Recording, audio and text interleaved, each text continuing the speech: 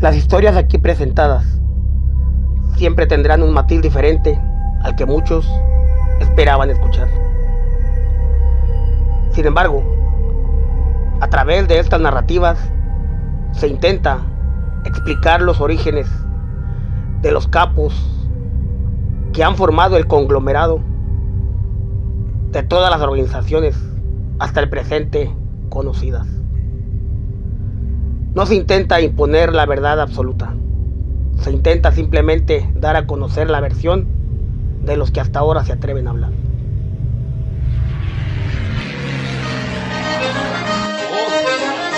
Él cuidaba la frontera por órdenes del Dios Sam y cazaba terroristas, esos que saben matar.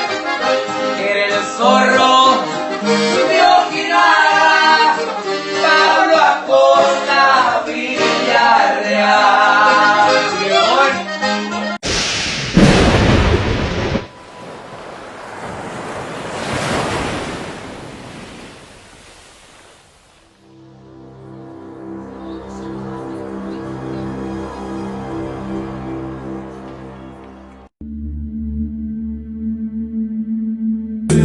Mi vida no se movió.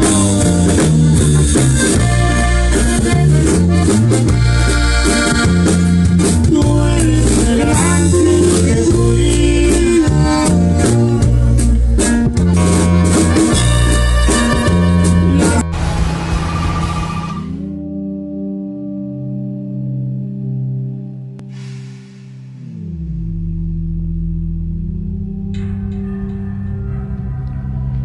Fíjate, el tiempo me atrapa en los recuerdos y me remonta a esa infancia de la radio y los tocadiscos, cuando el sol se ocultaba en las lejanías polvorosas de la Junta de los Ríos, mi hermoso pueblito. Antes de que llegara a mis manos la primer planta de hierba, por supuesto. Mucho antes de esa maldición llamada polvo. Mi padre trabajaba con mafiosos italianos y mi abuelo, como muchos en Sinaloa, había trabajado para los chinos en el cultivo de la amapola. Aún venía en el vientre de mi madre cuando llegamos a Chihuahua, procedentes de Nabolato. Aquí mi abuelo, mi padre y mi tío Valentín Cruz, familiar también de los Carrillo, hicieron una visita a Nuevo Laredo para pedir un préstamo con un señor al que todos le pedían permiso para mover desde un cigarro hasta una botella de licor. Te estoy hablando del Don de Matamoros. Con la bendición de ese señor, se acomodaron y echaron raíces acá en este lado de Ojinaga. Aquí nos recibió el señor Domingo Aranda, un hombre de respeto que sabía hacer dinero. Policías y políticos estaban a su servicio. Movía dinero, mercancías ilegales, sin causar problemas, y apoyaba al necesitado con préstamos para que se quedaran a trabajar la tierra y que no se fueran para el otro lado. Allá, en esos pasados tiempos, acá por estos bordes, todos querían irse de braceros. Pero la oferta del señor Domingo era muy buena y muchos se quedaban a trabajar con él. Entonces, me acuerdo que un día vino la gente de Pedro Avilés y les ofreció asociarse para mover la hierba por esa zona. Aunque Domingo no necesitaba más, la zona la tenía bien controlada, pero el negocio iba creciendo. Y un día apareció Manuel Carrasco. Carrasco comenzó a mover la chiva y la banda se extendió en una sociedad hasta Nuevo México y Texas. Fue cuando mandaron a mi papá a trabajar con Martín López allá en Odessa. Así se organizaban y pronto el grupito ya era popular. El polvo blanco maldito fue la perdición de los socios. Hasta mi padre y mi tío se hicieron adictos. Aun cuando descuidaban el negocio, había tantos billetes que no se notaba por más que se gastaba en mujeres, cantinas y lo que se metían por las narices. Seguían sobrando billetes. Don Pedro Avilés se hizo muy poderoso. Una fórmula increíble con Domingo Aranda y Manuel Carrasco en Chihuahua. Al norte, los italianos se acomodaban con Martín López mandando costales de billetes para México. Todos alcanzaban billetes, todos festejaban. Eran los tiempos de los grandes señores, don Pedro Avilés y don Juan Nepomuceno. Cuando Pablito llegó a este mundo, nació en un predio llamado el Chupadero de Lucas, en honor a su abuelo padre, una casona de madera colindante con un fresco río, herencia de don Lucas Acosta. Don Lucas fue de los primeros habitantes de ese valle donde se cruzan los ríos. Hizo negocios gracias a su astucia, pues conocía palmo a palmo todas las rutas que atravesaban las áridas planicies y montañas del Gran Recodo de Texas y supo sacarle provecho. La famosa prohibición fue mina de oro de licor. Movieron garrafas de sotol, aguardiente de cactus, con el cual pudo sacar adelante a su familia. En el pasado decía que su madre tuvo 27 hijos. 11 de estos, 11 hermanos de don Lucas, fallecieron, según Torrens y Popa, por falta de comida o por no poder pagar las medicinas cuando se enfermaron. Don Cornelio aprendió de hierbas y cera candelilla de su padre don Lucas. De mi tío Valentín, escuché varias veces la historia sobre estos señores, que cuando Pablo era pequeño, mi tío trabajaba con don Cornelio en las cosas del campo. Las plantitas, la cera, el sotol, cosas que dejaban plata, porque durante ese tiempo estaban prohibidas. Sin embargo, el problema era que representaban competencia para los sindicatos y negocios de los caciques, que eran los únicos que podían hacer dinero, mientras la ley se hacía de la vista gorda. Volviendo a los inicios de Pablo Acosta, mira, te diré que este se relaciona con unos bandoleros que lo invitan a robar bancos. Probando fortuna fuera de la ley, los acompañó a algunos atracos y algo así. Resulta que la banda de los Arévalo también robaba casas y asaltaban camiones, algo que a Pablo ya no le gustó. Pablo sería borracho y lo que quieras, como decía mi tío, pero nunca fue un abusón. Perjudicar gente que apenas si saca para comer, eso a Pablito le parecía una ofensa muy grande. Al contrario, siempre ayudaba y daba de lo que tenía, y no porque mi tío trabajara con él. Aún cuando Pablo ya tenía problemas con el alcohol, meterse con la gente débil era un pecado que Pablo no se atrevía a cometer. Por esos tiempos ocurre que muere su padre, don Cornelio, factura de viejas rencillas, vio su final en una cantina americana, allá por Forest Acton. Los detalles sobre eso tal vez no vengan al caso. Fue un suceso que transformó notablemente el carácter de Pablo. Poco se habla sobre eso, por los motivos que fuera. Se estableció a trabajar en Forest Acton, pero la amargura lo azotaba en cada botella. Cae al precipicio del vicio y se echa a la perdición. Cliente frecuente de cantinas y salones. Su carácter rudo y agresivo lo llevó de los golpes a las armas y por repartir balazos con todo el que lo mirara feo. Pero Pablo nunca fue ventajoso. Le gustaban los mano a mano. Así Pablito se ganó un tiempo en prisión y una cicatriz en la cara, producto de un rozón a la mala que alguien se le quiso adelantar. Se dictaminó defensa propia en pocos meses. Pablito volvió a las calles. Pablo Acosta fue su nombre de nación americana.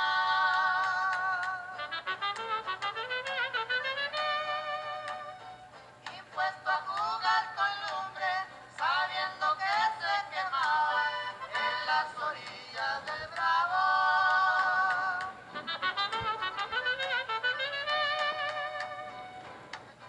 Del estado de Chihuahua.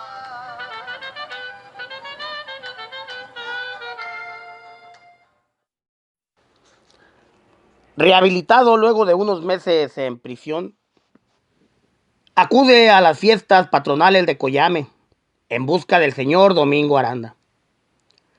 Fue a pedirle el trabajo de burrero. Trataba de ganarse un dinerito extra. Le dieron la oportunidad de cruzar unas mochilas de Ojinaga a Coyanosa. Ese era el jale. Y no era gran cosa. Pero así se empieza, le dijeron, como reza la frase, del de mero abajo. Algunos viajes habían pasado. Pablito había pensado en comprar un terreno, hacer un rancho y poner un criadero. porque no se sentía cómodo y se pensaba retirar temprano. Pero el destino le tenía preparada una mala jugada.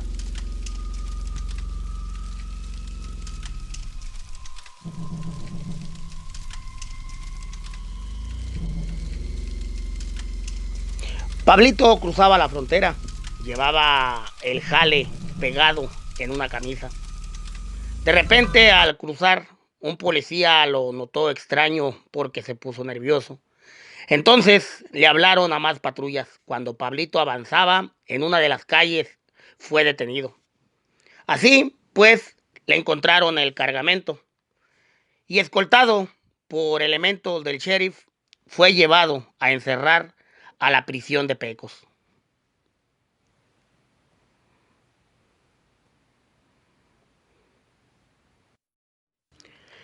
Prisiones, presiones y prisiones. De Pecos a Leavenworth, la escuela que lo forjó dentro de las cárceles. Pablo Acosta llegó a mover producto mucho más que cuando andaba en las calles. Afianzó amistad con Martín López, el chaparrito, el patrón de mi tío. Un hombre bien conectado que había escuchado de otros reos las hazañas del plateado, como le decían a Acosta, batiéndose en las cantinas contra temibles matones. Para su fortuna de Pablo, el chaparrito López movía pedazos grandes directos del de Sinaloa y era un hombre importante en el negocio, un intermediario de Pedro Avilés. La frontera aún era territorio libre de jefes. Te podías dedicar a lo que quisieras sin reportarte con nadie. Entonces había personas que cruzaban cosas ilegales a los Estados Unidos. Primero llevaban mota. Los llamaron mulas o burreros. La época de Juan Nepomuceno aún era un buen momento. Aún en tiempos de Manuel Carrasco y Domingo Aranda, conectados con las bandas italianas, los archivos históricos mencionaron a estos mexicanos como los primeros proveedores de hierba y polvo para la mafia en Chicago.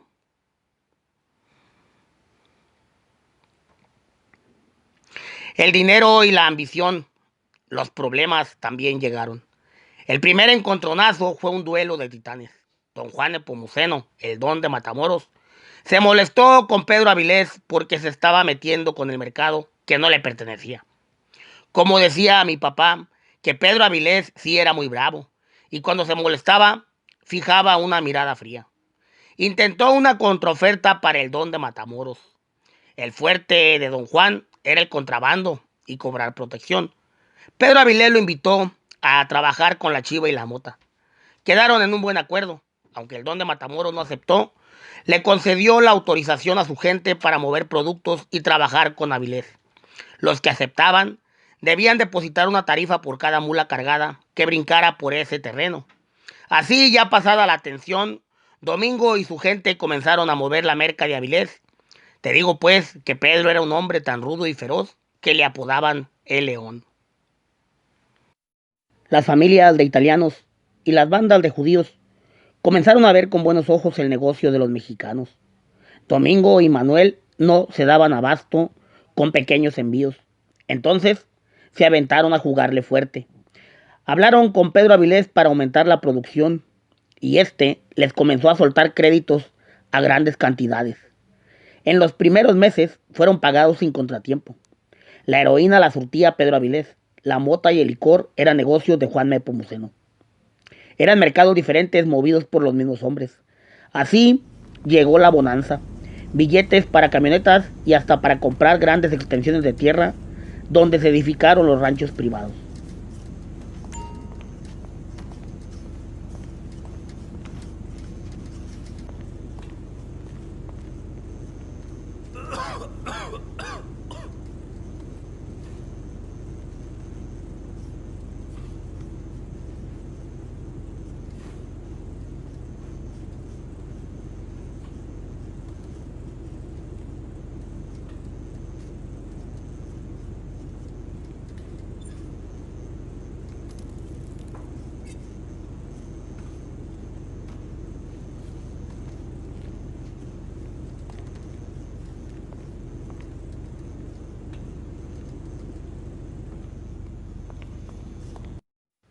Y entonces metió la cola el diablo. O la puerca torció el rabo, Como sea, a Manuel Carrasco le apodaban la víbora.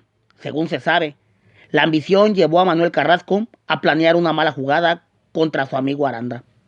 Domingo era de buenas fiestas. Cada vez que le llegaba producto, festejaba bebiendo y pagaba las cuentas de todo aquel que le gustara beber con él. Las cantinas y los salones eran su segunda casa. Sucedió allá en la cantina Palenque de mi bonito Ojinaga. Llegaron los hombres de Domingo para decirle que su hijo se había sentido mal y que fuera para aplacarlo. Salió Domingo confiado y subió a una camioneta de aquella gente. Fue lo último que se supo al respecto. A orillas del Río Grande lo encontraron después. La víbora se pasó de culebra. Luego de castigar a Domingo, también le prendió fuego para mandarlo al más allá en un horrendo final.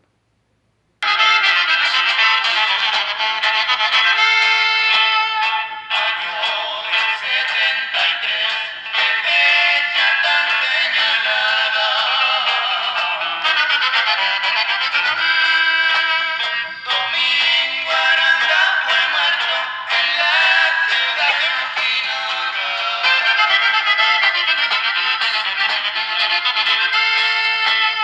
Cuando él estaba tomando en la cantina El Palenque, lo llamaron para afuera y él fue porque era inocente.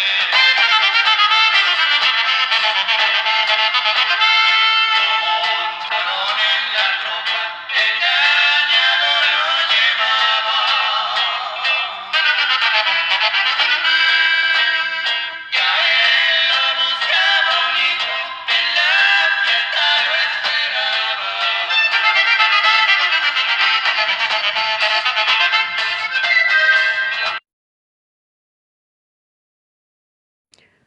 Pensó Manuel que el negocio era fácil. Sin embargo, dicen que en el pueblo la víbora estaba salado. Tal vez le cayó una maldición. Simplemente las cuentas no le salían. Se comenzó a endeudar y algo extraño le sucedió. Porque aun cuando vendía toda la carga, el dinero nomás no le rendía. Un día Pedro Avilés mandó un representante para advertirle a la víbora que si no pagaba habría consecuencias. Se reunió con Heraclio Rodríguez, enviado de Avilés, que llevaba una oferta final. O liquidaba todo el adeudo pendiente, o debería tomar un pendiente a las consecuencias. Entonces, la víbora se ofendió y decidió liquidar al mensajero. Heraclio ya no volvió a Sinaloa. La víbora lo despachó para el otro mundo, como dice Torrenci Popa en su libro The True History of Paulo Acosta. Manuel Carrasco pensaba que podía convencer a Pedro Avilés de que había pagado la deuda y que el representante tal vez se había escapado para no reportar el cobro. Después de todo, era muchísimo dinero lo que se debía, suficiente como para hacer su vida en otro lugar. La víbora se sentía protegido por la policía y los políticos de Ojinaga. Sabía en qué se metía y afirmaba que si llegaban a buscarle bronca, les iba a pelear con todo lo que tenía.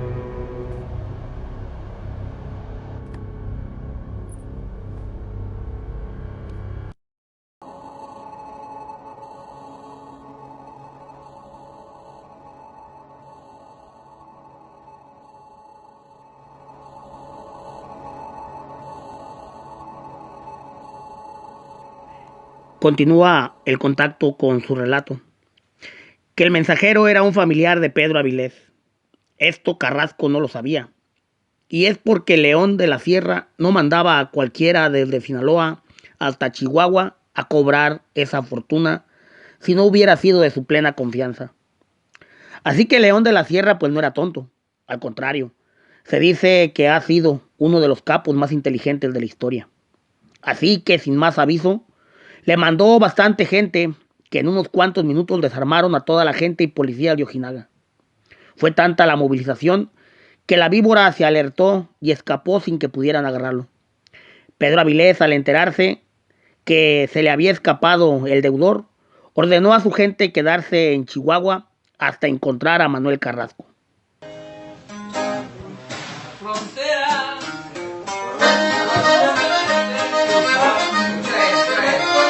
Tres.